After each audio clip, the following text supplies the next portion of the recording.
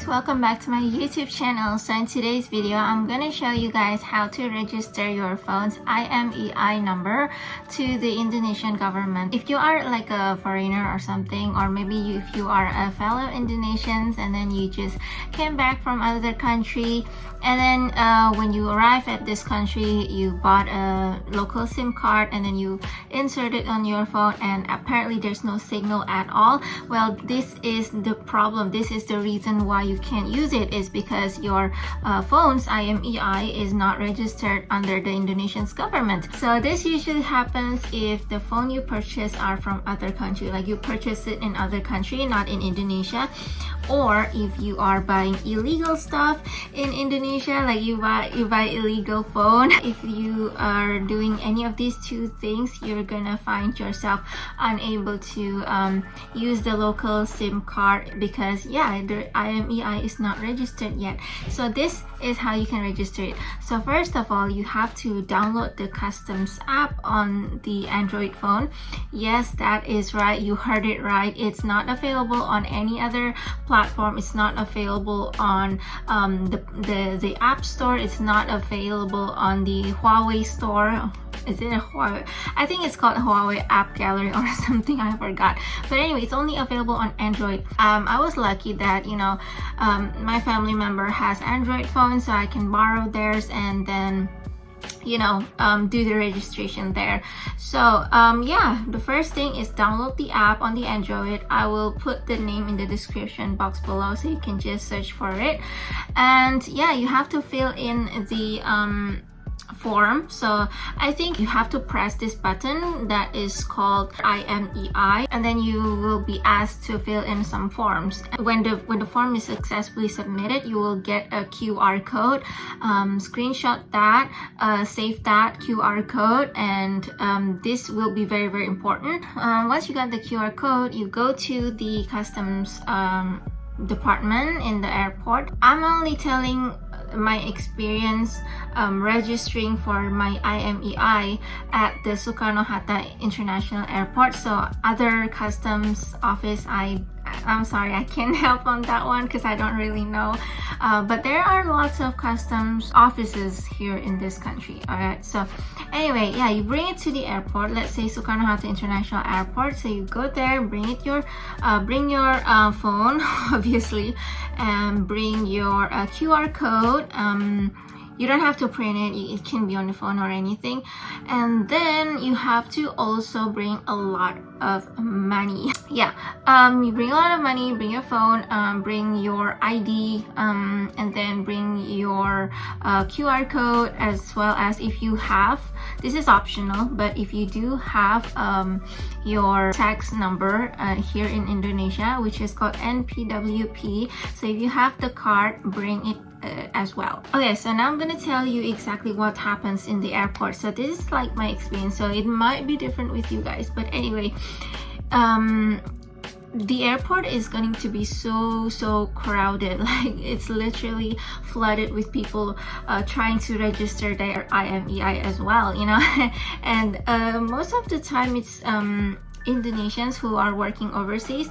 They bought their phone from other country, and then when they come back here, they literally can't use it, and then so they have to go to this customs office to pay the tax. So you have to take a number. So there'll be like a like a touch screen where you can just press it to get your queue number, and of course you must bring the QR code that you have. So definitely, if you have not registered on the mobile app, I don't think you can even enter. So once that's done, actually when you do get the ticket number, it's going to be a lot, like it depends on like what time you go there. The office is actually open 24 hours every day, so there's no closing time or anything like that. But there are like, I feel like there are times when it's super duper crowded. I think especially on weekend and on like 9 to 8 kind of hour, like that kind of waking hour. I think those are the times when it's gonna be really crowded. So I guess just be patient. I don't know. I mean, I hate this rule as much as you guys do, so don't blame it on me. I'm just telling you how to deal with it. Okay, all right, so the next one is, if you do get called, you gotta answer the office, and then you go to the post number. But basically what's gonna happen is that they will ask you how much value of your phone, and you have to tell them how much you paid for your phone. So the value of your device is definitely the value that you paid, so it doesn't matter. So maybe you got it second-hand, or maybe it's a gift, so it's $0. So definitely you can just, you know, say anything you want, like maybe it's a gift, so it's $0, or maybe you bought it second-hand, so the value is, I don't know, $100, even though the retail price of that phone is like $1,000. Okay, so it depends on how much you paid for your device.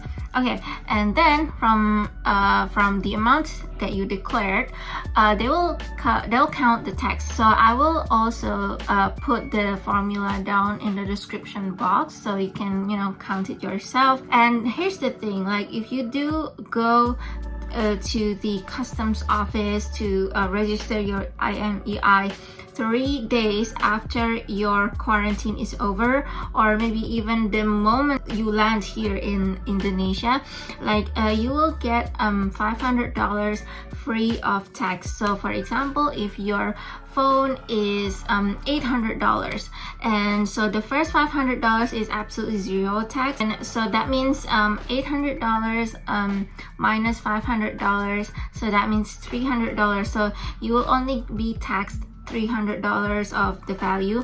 So from the $300, I don't know, like there's some calculation, like 10% of the $300 and stuff like that, and then of course like convert it to Indonesian rupiah, obviously. And so yeah, you do have to bring a lot of money, a lot of cash, a lot of I mean, you can use the debit card here as well. And then here's the thing, like if your device is extremely expensive, well then there's probably gonna be a lot of tax that you need to pay. Like for me, I have an iPhone 12 and I actually paid a lot of money.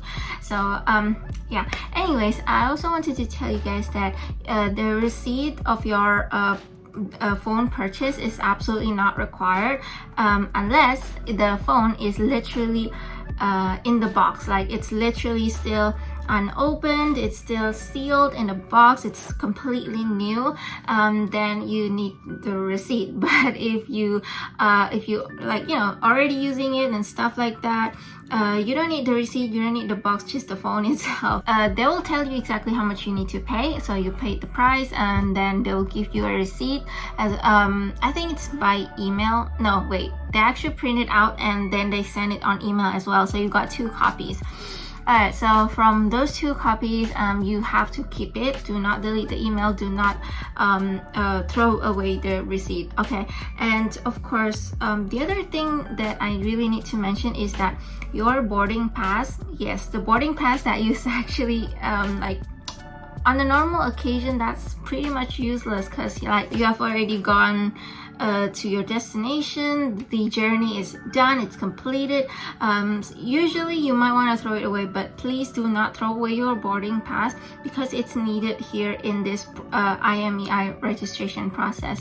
So the officer will ask your boarding pass, so you really have to give them your boarding pass, you have to give them your passport as well, and then of course if you have the NPWP card, which is the Indonesian tax account, then you definitely can give it to them. They will, you know, make a copy of them, and that's gonna be it. Okay, so I'm gonna tell you why you need the NPWP account. So if you have the Indonesian tax account, the NPWP number, then your tax will be lower, it's gonna be cheaper, you're gonna pay cheaper price. If I'm not mistaken, like if you have the NPWP, you pay only like 10% or something. But then if you don't have any NPWP, then you pay like I think 15%. I'm not really sure, but yeah, but it's not really, the calculation is a bit complicated. It's not like 10% of $300 or 15% out of $300. Like the 10% or the 15% is like one of the calculations. But yeah, you're still gonna pay cheaper if you do have the Indonesian tax account. So once that's done, you just go home, go with your day. You need to keep on waiting, when they have successfully registered your IMEI. Like they're not gonna send you an email notification or anything like that. So it's just that suddenly there's a signal, then like it's successfully registered. So it's gonna take a day. They will tell you that it's gonna take about 2 to 3 days, or sometimes they will tell you 1 to 2 days. Like it's really just inconsistent there. Honestly, I mean I don't like it as much as you do, but that's the way it is. It's just inconsistent. So sometimes some officers will tell you 1 to 2 days it's gonna be registered and you can use your phone already, and sometimes they will say 2 to 3 days. So honestly I don't know, but in my own experience, it actually took me a week. Like it literally took me, I don't know if it's a week or like a little bit longer than 2 weeks. No, not 2 weeks. I don't know if it's like a week or like a little bit longer than 1 week, but it's around that time frame. And that is also because I actually kind of send a follow-up email to them, and this is the part that I absolutely hate the most, is that they promise you that it's gonna be done within like 1 to 3 days, but it's not. And it's actually a very common case. Like when I look at the internet, a lot of people actually experienced the same problem. Like they actually was like, it's been a week and my phone is still not activated. And then some people actually got like 2 months. Like 2 months they literally cannot use their phone. So it's pretty messed up. I like it's honestly, if you ask me, I hate this rule. Absolutely, I hate this rule, but like as a resident, as a citizen, I just have to do it. When I saw that I still cannot use my phone in a week, like even though I was like, I paid my taxes and it's such an expensive price and stuff like that, it's a lot of money and stuff like that, so I was angry. And then I actually sent an email to them. I will tell you the address of the email that you can complain to. They will actually give you a number. Like they will tell you, oh, if it still doesn't work within 3 days, you can contact this phone number. But actually the phone number, when I call them, they're actually just checking it at a website that we all can use. Like we literally can use it ourselves. It's pretty weird. Like I mean we don't really need to call that number if that number's operator is just going to check something that is so easily to be done. Like we literally can do it ourselves. I will also link the website URLs where you can check whether your IMEI has been successfully registered or not. Check it periodically to see like whether it is registered or not. So anyway, so let's say it has been more than 3 days and then it's still not registered. Please do send an email to the email address that I will write in the description box below. That is obviously the official one. That's not my email address or anything like that. So and then you can also go to their social media. I'll also put their social media down below, their Instagram. I'm not really sure if they have Twitter, but yeah, they have Instagram, I guess. So at that time I actually contacted them on Instagram, on email. I literally put like this, literally the same message. I sent a screenshot of my receipt from my email. And then I told them, hey, I was just checking, why is my phone's IMEI still not registered and I still can't use it even after 7 days upon registering, so yeah, it's a very, very tough process and it's a very tiring process, honestly. But luckily, like you have to do it once for your entire life. I'm not really sure if this rule exists in other countries. I personally have never seen such rule exist in other countries. Like, this is the first time I was like, oh, there's this rule. Like, I actually feel really weird. At the time, I was like, you know, plug my the local SIM card onto my phone, and then there's absolutely no signal at all. I literally can't do anything with it, and I thought it was like the problem is in my phone. Like, maybe my phone is broken or something like that, or maybe the SIM card was broken or something. But when I plug the SIM card to other people's phone, it literally worked. And honestly, at the time, I was like googling because I thought it was my iPhone's problem, and I was like googling iPhone no signal and stuff like that. I don't know. I was googling that kind of problem, but then I realized like I plugged my local SIM card on my family's phone. Like, I tried several different phones, and they all worked. They all work just fine. They have full signal and all that stuff. But I'm the only one who has no signal. And then it finally hit me, like, I bought this phone from other country while my family bought their phone here in this country. So I was like, yeah, like, huh. And I actually saw like the banner. I actually saw the banner when I arrived at the airport that day.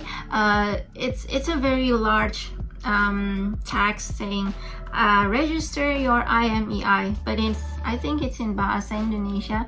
But yeah, like of course, if you are planning to go to Indonesia, and if you're planning to stay here for a long period of time, like maybe more than 60 days, then you definitely have to go check out the customs office, the one that put out this banner, like huge banner that says register your IMEI here.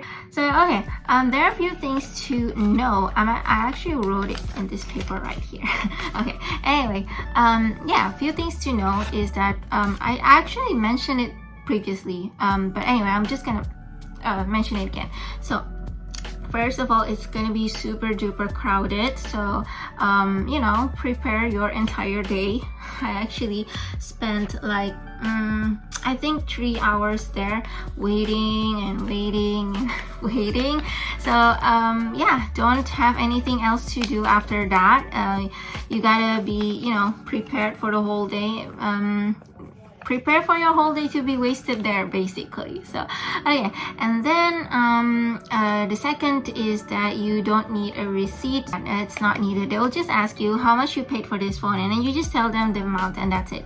Okay, and okay, so for you, those of you who are a tourist, if you are staying here more than 60 days, then you have to do what I just said earlier, like that's how you register for it. But if you are staying here less than 60 days, then you can actually just go to the local SIM card provider, like for example Telkomsel, and then there's IM3.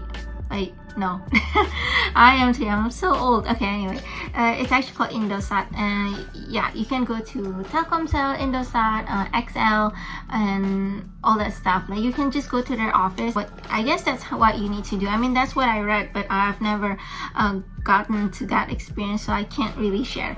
And of course, like if you have the Indonesian tax account, it's gonna be cheaper. Like, you're gonna pay less tax. For some of you, if you're like asking, okay, how much do I pay for my phone's tax? I actually paid about 1.5 million rupiah. So honestly, for me, it's like if you're rich, you're probably like, oh, whatever, just pay for it. But if you are like me, like I'm not that rich, and so like 1.5 million rupiah is like quite a lot of money. So I was like so pissed at the time that I need to pay that much money, but I did pay anyway, so that's that. Okay, so anyway guys, thank you so much for watching. I hope this video is beneficial. I hope you get an insight from this video, and I hope you can register your IMEI successfully. And thanks so much for watching. I'll see you guys in my next video. Bye.